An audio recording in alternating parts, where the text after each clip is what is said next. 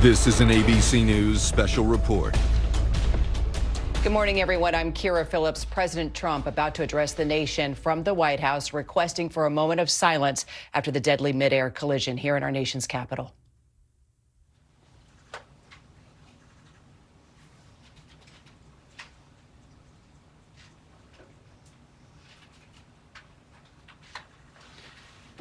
Thank you very much.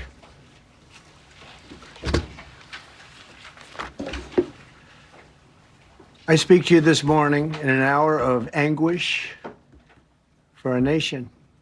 Just before 9 p.m. last night, an American Airlines regional jet carrying 60 passengers and 4 crew collided with an Army Black Hawk helicopter carrying 3 military service members over the Potomac River in Washington, D.C., while on final approach to Reagan National Airport. Both aircraft crashed instantly and were immediately submerged into the icy waters of the Potomac. Real tragedy.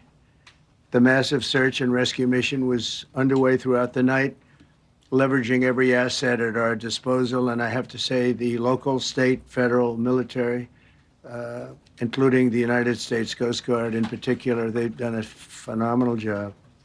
So quick, so fast. It was mobilized immediately. The work has now shifted to a recovery mission. Sadly, there are no survivors.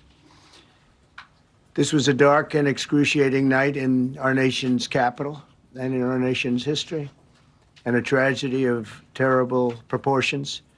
As one nation, we grieve for every precious soul that has been taken from us so suddenly. And we are a country of we are in mourning. This is really shaken a lot of people, including people, very sadly, from other nations who were on the flight. For the family members back in Wichita, Kansas, here in Washington, D.C., and throughout the United States and in Russia, we have a Russia contingent, some very talented people, unfortunately, were on that plane. Very, very, very sorry about that. Whose loved ones were aboard the passenger jet. We can only begin to imagine the agony that you're all feeling. Nothing worse. On behalf of the First Lady, myself, and 340 million Americans, our hearts are shattered alongside yours, and our prayers are with you now and in the days to come. We'll be working very, very diligently in the days to come. We're here for you to wipe away the tears and to offer you our devotion, our love, and our support. There's great support. In moments like this, the differences between Americans fade to nothing compared to the bonds of affection and loyalty that unite us all, both as Americans and even as nations.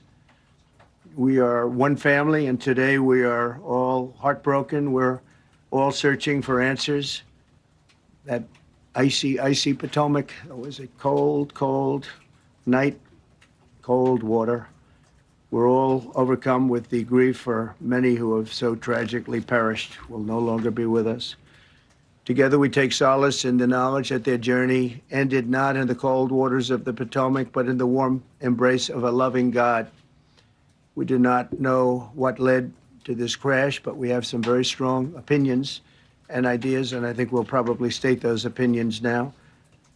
Because over the years, I've watched as things like this happen, and they say, well, we're always investigating, and then the investigation 3 years later, they announce it. We think we have some pretty good ideas, but we'll find out how this disaster occurred, and we'll ensure that nothing like this ever happens again. The FAA and the NTSB and the U.S. military will be carrying out a systematic and comprehensive investigation. Our new Secretary of Transportation, Sean Duffy, his second day on the job when that happened. It's a rough one. We'll be working tirelessly. He's a great gentleman. The whole group these are great people, and they are working tirelessly to figure out exactly what happened. We will state certain opinions, however. I'm also immediately appointing an acting commissioner to the FAA, Christopher Rocheleau, a 22-year veteran of the agency, highly respected. Christopher, thank you very much. Appreciate it. We must have only the highest standards for those who work in our aviation system. I changed the Obama standards from very mediocre at best to extraordinary. You remember that.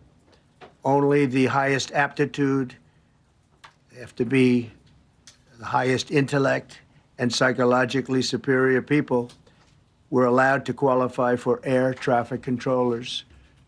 That was not so prior to getting there. When I arrived in 2016, I made that change very early on because I always felt this was a job that, and other jobs too, but this was a job that had to be superior intelligence. And we didn't really have that, and we had it.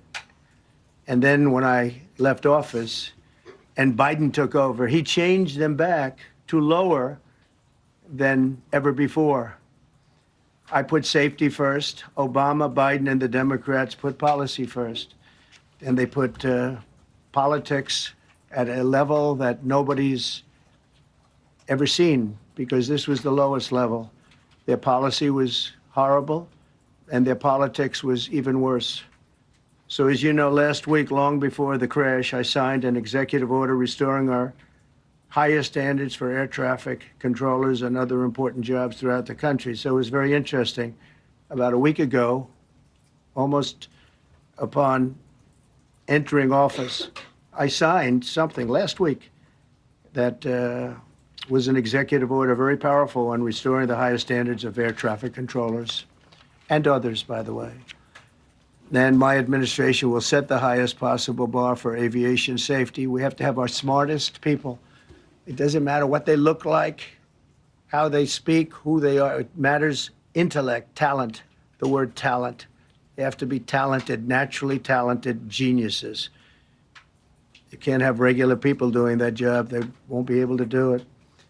But we'll restore faith in American air travel. I'll have more to say about that. I do want to point out that various articles that appeared prior to my entering office, and here's one. The FAA's diversity push includes focus on hiring people with severe intellectual and psychiatric disabilities. That is amazing. And then it says FAA says people with severe disabilities are most underrepresented segment of the workforce, and they want them in, and they want them, they can be air traffic controllers. I don't think so.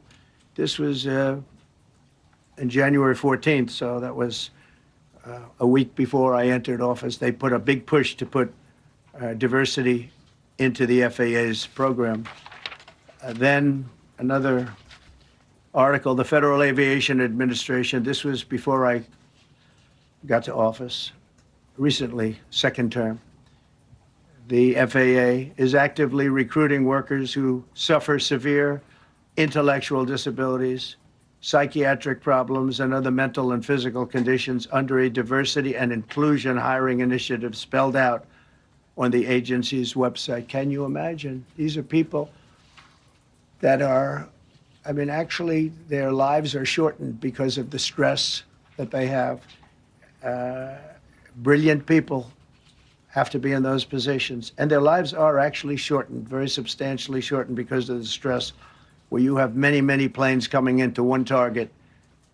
And you need a very special talent and a very special genius to be able to do it.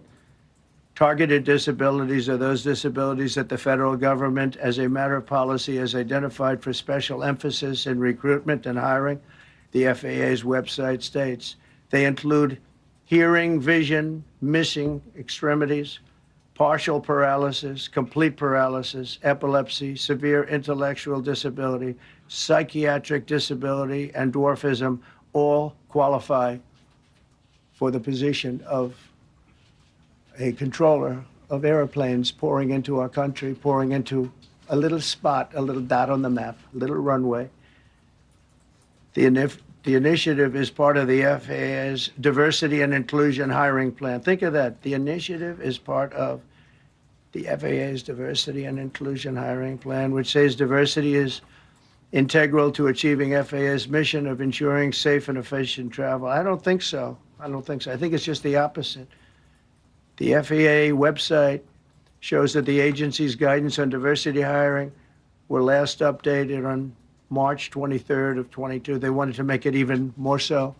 And then I came in and I assume maybe this is the reason, the FAA, which is overseen by Secretary Pete Buttigieg, a real winner. That guy's a real winner. Do you know how badly everything's run since he's run the Department of Transportation? He's a disaster. He was a disaster as a mayor. He ran his city into the ground, and he's a disaster now. He's just got a good line of bullshit. The Department of Transportation, his government agency charged with regulating civil aviation. Well, he runs it, 45,000 people, and he's run it right into the ground with his diversity. So I had to say that it's terrible. Then it's a group within the FAA, another story, determined that the workforce was too white, that they had concerted efforts to get the administration to change that and to change it immediately. This was in the Obama administration just prior to my getting there. And we took care of African Americans, Hispanic Americans. We took care of everybody at levels that nobody's ever seen before. It's one of the reasons I won. But they actually came out with a directive, too white. And we want the people that are competent. But now we mourn and we pray and would like to ask all Americans to join me in a moment of silence as we ask God to watch over those who have lost their lives and bring comfort to the loved ones. And I just want to say God bless everyone in this room. This has been a terrible, very short period of time. We'll get to the bottom of it. So we all saw the same thing. We've seen it many times. I've had the honor of hearing tapes. Tapes are scary, very scary tapes. You had a airliner coming in, American Airlines. He was doing everything right. He was on track. He was the same track as everybody else. They came in. It's probably the same track as they've had for 25 years or more. He's coming in the path. And for some reason, he had a helicopter that was at the same height, obviously when they hit, but pretty much the same height, and going at an angle that was unbelievably bad. When the air traffic controller said, "Do you see?" He was talking about, "Do you see him?" But there was very little time left when that was stated. And then also he said, "Follow him in." And then almost immediately after that, seconds after that, there was the crash that took place. Well, you follow him in, that means like everything's fine. Follow him in. You had a pilot problem from the standpoint of the helicopter. I mean, because it was visual. It was a very clear night. It was cold, but clear, and clear as you could be. The American Airlines plane had lights blazing. They had all of their landing lights on. I could see it from the Kennedy Center tape. We had a tape up on the Kennedy Center. That seems to be the primary thus far. I'm sure we'll see other tapes because it's such an area where there are a lot of cameras looking up into the air, into space. So we'll probably see many other shots of it before too much time goes by. But we had a situation where you had a helicopter that had the ability to stop. I have helicopters. You can stop a helicopter very quickly. It had the ability to go up or down. It had the ability to turn. And the turn it made was not the correct turn, obviously. It did somewhat the opposite of what it was told.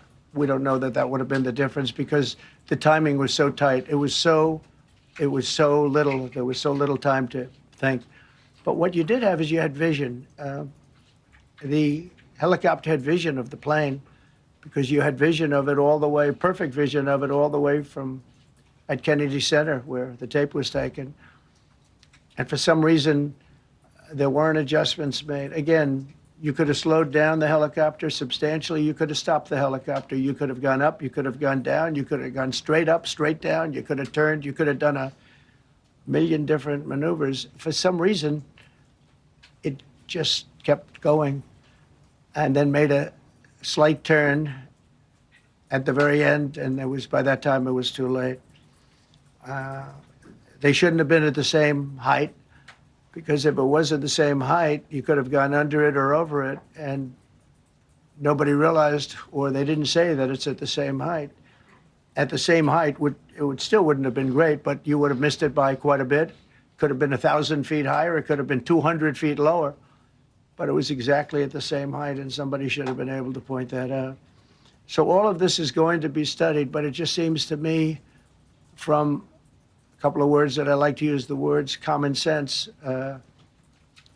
some really bad things happened, and some things happened that shouldn't have happened. So you had a helicopter going in identical direction. You had a helicopter that was at the exact same height as somebody going in essentially the opposite direction. You had a plane that was following a track, which is a track that every other plane followed. And I don't imagine, I know I've heard today that they might have been following the preceding plane, which was pretty close, but not that close, the preceding plane. But you wouldn't have even been able to see that because of the direction that the helicopter was coming in at. So you had a confluence of bad decisions that were made, and you have people that lost their lives, violently lost their lives.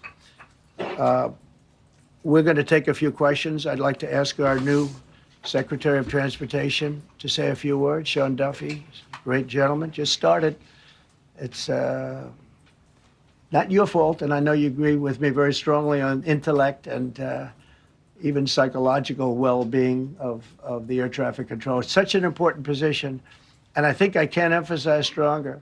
I changed it when I first ran in 2016. I changed it. We had the highest standard that you could have, and then they changed it back. That was Biden, to a standard I read it to you. That was from one of your papers. One of the people in this room actually wrote that. And then I changed it back a few days ago. And unfortunately, that was, we'll see. We don't know that necessarily it's even the controller's fault. But one thing we do know, there was a lot of vision, and people should have been able to see that, at what point do you stop? At what point do you say, wow, that plane's getting a little bit close? So this is a tragedy that should not have happened. Please, Sean. Thank you, Mr. President. And I would just note the President's leadership has been remarkable during this crisis. We've had a whole of government response, local, state, federal. And when you see that kind of cooperation, it begins with the leadership in this body. So thank you for that, Mr. President. You make our jobs a lot easier. You made an important point that when we deal with safety, we can only accept the best and the brightest in positions of safety that impact the lives of our loved ones, our family members. And I think you make a really important point on that, Mr. President. That is the motto of your presidency, the best and the brightest, the most intelligent coming into these spaces. I want to take a moment and extend my condolences to the families of the loved ones. We commit to them that we are going to get to the bottom of this investigation, not in 3 years, not in 4 years, but as quickly as possible, with the NTSB, who is here today, as well as the FAA. What happened yesterday shouldn't have happened. It should not have happened. And when Americans take off in airplanes, they should expect to land at their destination. That didn't happen yesterday. That's not acceptable. And so we will not accept excuses. We will not accept passing the buck. We are going to take responsibility at the Department of Transportation and the FAA to make sure we have the reforms that have been dictated by President Trump in place to make sure that these mistakes do not happen again. And again, I want to thank you for your leadership, Mr. President, and I appreciate the confidence you placed in me. Thank you. Pete, would you like to say something? Well, thank you, Mr. President. Again, I want to echo what the Transportation Secretary said about your leadership. From the moment we found out about this, we were in contact with the White House trying to determine exactly what happened. I would echo it as well. No excuses. We're going to get to the bottom of this. We first and foremost, from the Defense Department, want to pass our condolences to the 64 souls and their families that were affected by this. Never should happen. and certainly the three service members, the three soldiers, a young captain, staff sergeant, and CW2, Chief Warrant Officer, on a routine annual retraining of night flights on a standard corridor for a continuity of government mission. The military does dangerous things. It does routine things on the regular basis. Tragically, last night, a mistake was made. I think the president is right. There was some sort of an elevation issue that we have immediately begun investigating at the DOD and Army level. Army CID is on the ground investigating. Top-tier aviation assets inside the DOD are investigating, sir, to get to the bottom of it so that it does not happen again, because it's absolutely unacceptable. But I want to echo what the Transportation Secretary and you, Mr. President, said, because it pertains to the DOD as well. We will have the best and brightest in every position possible. As you said in your inaugural, it is colorblind and merit-based. The best leaders possible, whether it's flying Black Hawks and flying airplanes, leading platoons, or in government. The era of DEI is gone at the Defense Department, and we need the best and brightest, whether it's in our air traffic control, or whether it's in our generals, or whether it's throughout government. So thank you for your leadership and courage on that, sir, and we'll stand by you on it. Thank you. Very much. JD, please. Well, thank you, Mr. President, for your leadership. I just want to reemphasize something the President said, and you've heard from the Secretary of Transportation and of Defense. There really was a whole of government response. We were all on the phone. We were all communicating yesterday, trying to get to the bottom of this immediately, but also try to communicate with the American people about what happened. Something the President said that I think bears reemphasizing, which is that when you don't have the best standards in who you're hiring, it means, on the one hand, you're not getting the best people in government, but on the other hand, it puts stresses on the people who are already there. And I think that is a core part of what President Trump is going to bring and has already brought to Washington, D.C., is we want to hire the best people because we want the best people at air traffic control, and we want to make sure we have enough people at air traffic control who are actually competent to do the job.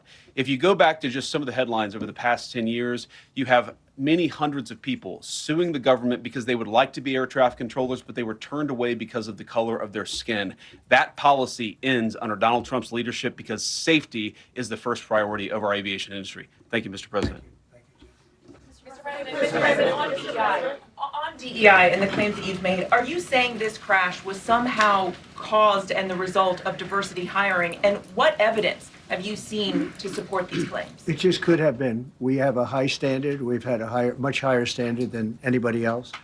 And there are things where you have to go by brain power, you have to go by psychological quality. And psychological quality is a very important element of it. These are various very powerful tests that we put to use, and they were terminated by Biden. And Biden went by a standard that's the exact opposite. So we don't know, but we do know that you had two planes at the same level. You had a helicopter and a plane. That shouldn't have happened. And we'll see. We're going to look into that, and we're going to see. But certainly for an air traffic controller, we want the brightest, the smartest, the sharpest. We want somebody that's psychologically superior, and that's what we're going to have. Yeah. Yeah, please, go ahead. Mr. President, you mentioned at the top of the briefing that there were several Russian nationals on the flight.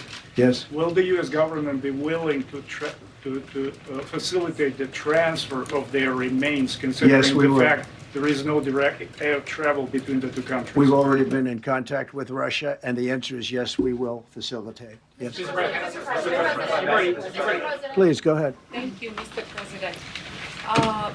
The situation in the Democratic Republic of the Congo is getting worse, even though President John Lorenzo has been mediating the conflict between Rwanda and the Democratic Republic of the Congo because he wants to bring peace and stability. The situation is really bad right now. I want to hear from Ms. President if you have any plan in the future to bring peace in the Democratic Republic of the Congo. You're asking me a question about Rwanda, and it is a very serious problem. I agree, but I don't think it's appropriate right now to talk about it. But it is a very serious problem. We don't even yet know the names of the 67 people who were killed, and you are blaming Democrats and DEI policies and air traffic control, and seemingly the member of the U.S. military who was flying that Black Hawk helicopter. Don't you think you're getting ahead of the investigation right now? No, I don't think so at all. I don't think with the names of the people. You mean the names of the people that are on the plane? You think that's going to make a difference? Does it comfort their families They to are hear you a blaming group of DEI people that have policies? lost their lives. If you want a list of the names, we can give you that. We'll be giving that very soon. We're in coordination with American Airlines. We're in coordination very strongly, obviously, with the military. But I think that's not a very smart question. But are you I'm blaming- surprised coming from you. Are you blaming air traffic? Please. Thank you. Please. Thank you, President Trump. Thank you for being here. Based on your analysis so far, do you have a sense of who was at fault, if it was the plane, the helicopter, air traffic control, and can you assure people that it is safe to fly in and out of D.C.? Well, I've given you the analysis, and the analysis was it was based on vision. You had a lot of people that saw what was happening. You had some people that knew what was happening. There was some warnings, but the warnings were given very, very late. You know, those warnings were given very late. It was almost as they were given. A few seconds later, there was a crash. It should have been brought up earlier. But the people in the helicopter should have seen where they were going. I can't imagine people with 20/20 vision not seeing, you know, what's happening up there. Again, they shouldn't have been at the same height. You're going in reverse directions or sideway directions. Obviously, you want to be at different heights. I see it all the time when I'm flying. You have planes going in the opposite. They're always lower, we're higher, or they're. So if somehow there's a screw up, there's not going to be a tragedy. It'll be close, but you know, there's never going to be a tragedy if you're at a different elevation. For whatever reason, they were at the same elevation. And also, from the American Airlines Center, he's along the track that every plane is along. You say, what was a helicopter doing in that track? It's very sad. But visually, somebody should have been able to see and taken that helicopter out of play. And they should have been at a different height. Thank you, sir. You mentioned the Russians that were on board that plane. What other nationalities were on board that passenger? There were a couple of others. We're going to be announcing it in about an hour. We have some very specific information. We're calling the countries. We've spoken to most of them, but there were some other countries represented. Mr. President, spoken to President Putin?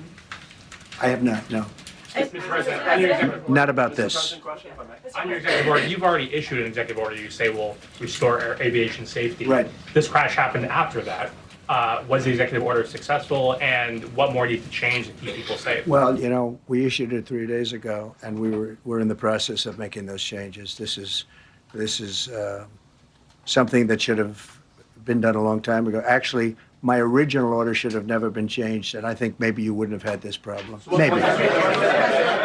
Yeah, please, go ahead. Yes, thank you.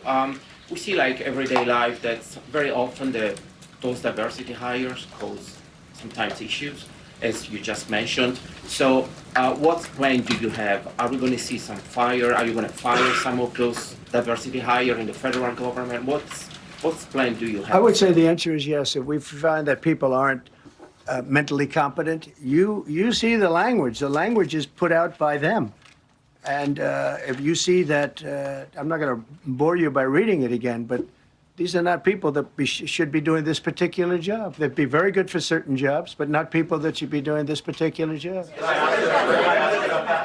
Mr. President, you have today blamed the diversity elements, but then told us that you weren't sure that the controllers made any mistake. You then said perhaps the helicopter pilots were the ones who made the mistake. It's all under investigation. I understand that. That's why I'm trying to figure out how you can come to the conclusion right now that diversity had something to do with this crash. Because I have common sense, okay? And unfortunately, a lot of people don't. We want brilliant people doing this. This is a major chess game at the highest level.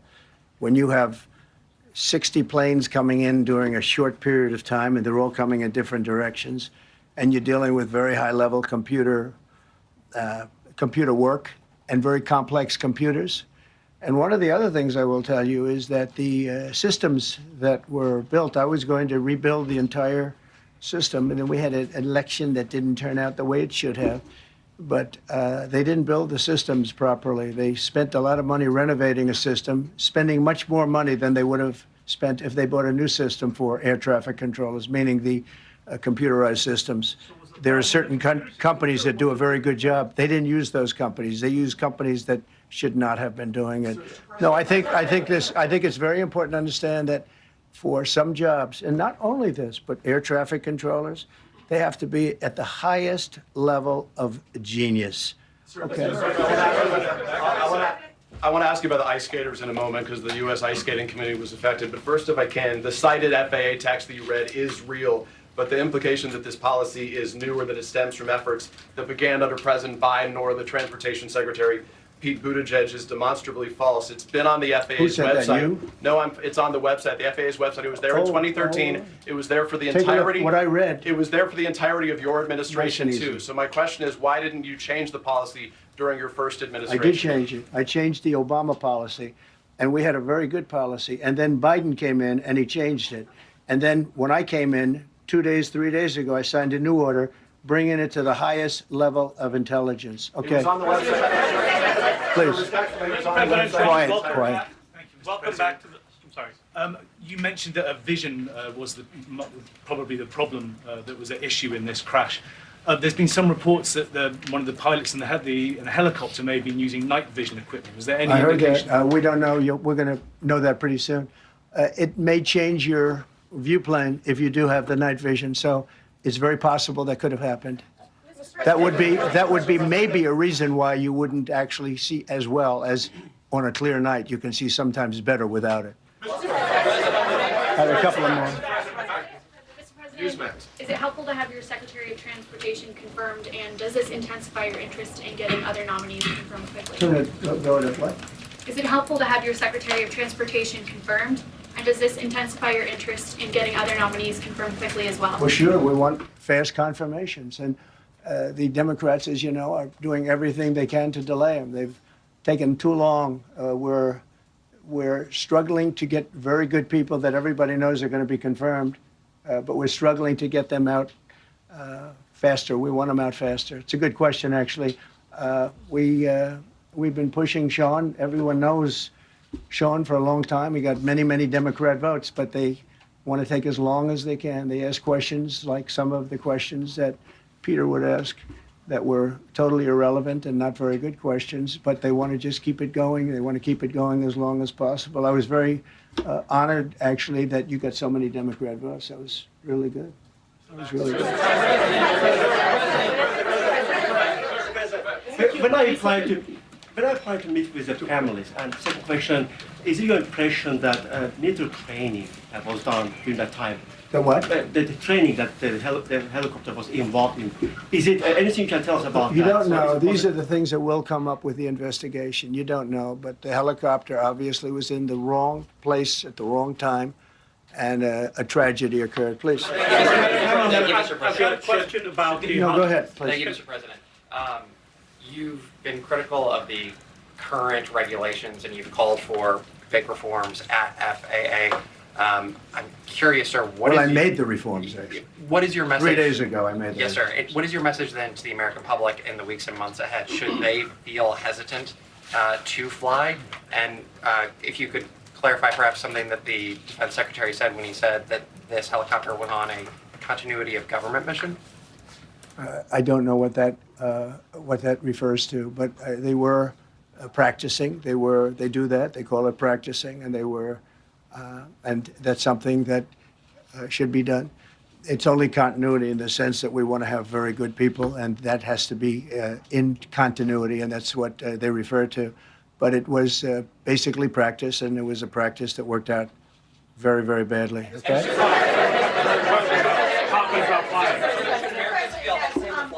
On his question, the first question, should people be hesitant to fly right now? No, not at all. I've not hesitated to fly. This is something that it's been many years that something like this has happened.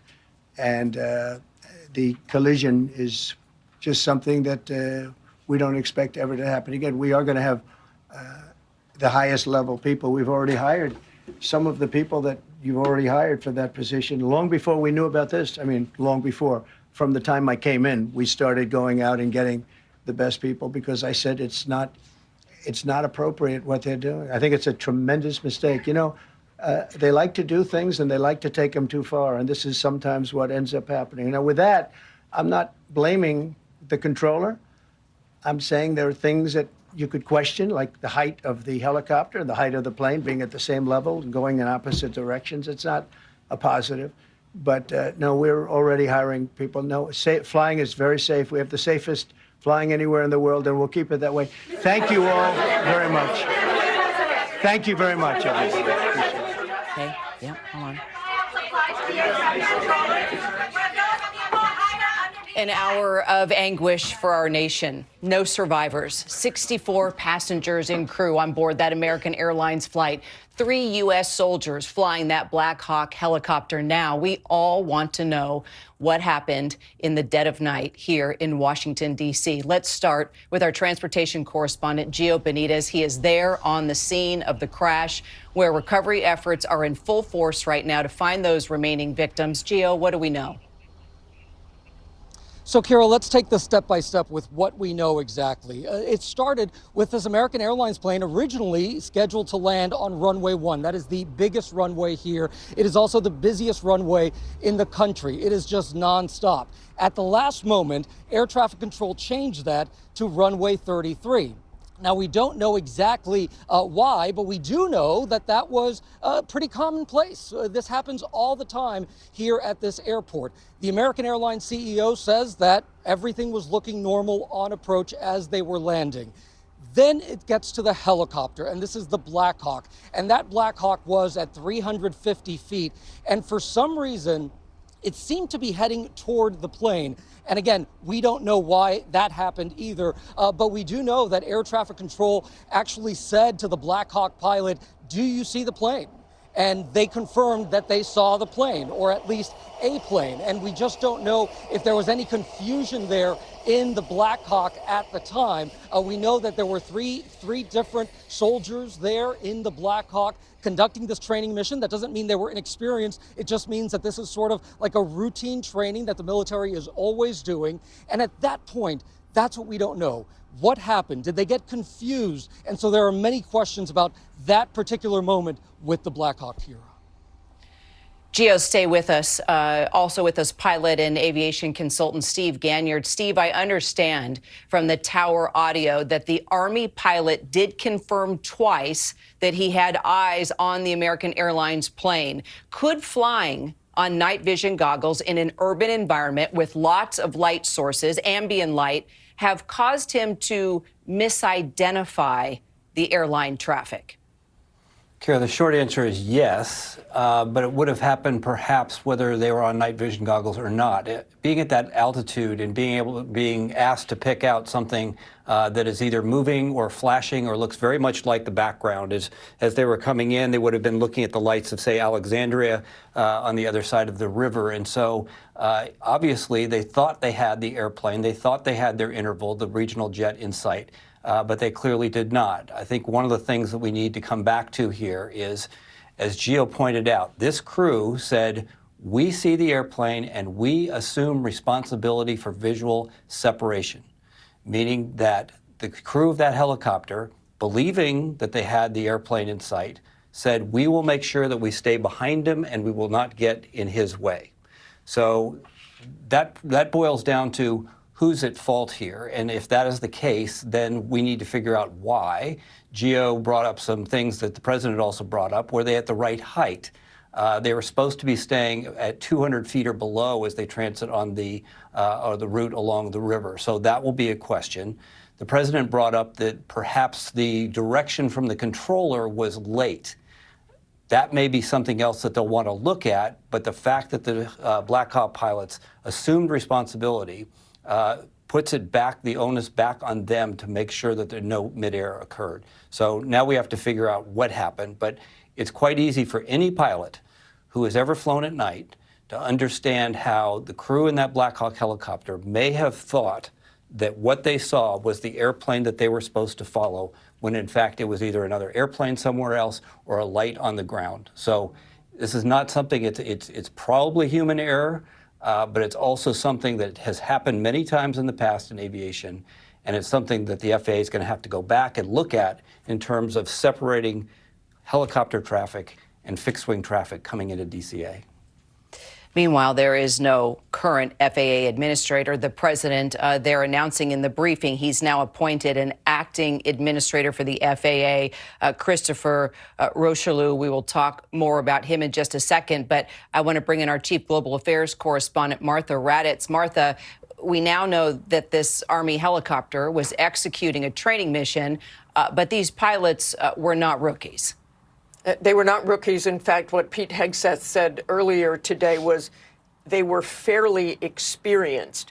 This is a requirement right now, these annual night evaluations going down the river. These are helicopters that ferry VIPs or senior Army leadership regularly. So this crew was practicing that sort of movement, even though they'd probably done it many, many times before. As Steve said, they train in the Army, the Navy, the Marine Corps all the time. That is what readiness is all about, and that's what they were doing on this mission, on this training mission. But today, President Trump's Army Secretary nominee, Daniel Driscoll, said there are appropriate times to take risk and there are inappropriate times to take risk. I think we might need to look at where is an appropriate time to take training risk, and it may not be near at an airport like Reagan, where the airplane was hit. But Hegseth said very, very clearly today a mistake was made, and they were clearly pointing the finger at the helicopter, although the president kept referencing air traffic control as well. He also said something that stood out to me, which I have not heard, which they were going in opposite directions, because we have been told that they were both in that landing pattern. So I don't know where that particular comment came from, but it's something that they will look at. They will look at everything. Clearly, the administration wants to get information out as soon as possible, Kara. Martha, thank you. Let's bring in our chief White House correspondent, Mary Bruce. She was inside that briefing. She's in the briefing room now. Mary, just 10 days into his presidency, Trump is taking on his first national tragedy and wasting no time bringing up diversity hires into the conversation here as a possible cause of this crash with no evidence at all. And you challenged the president on that.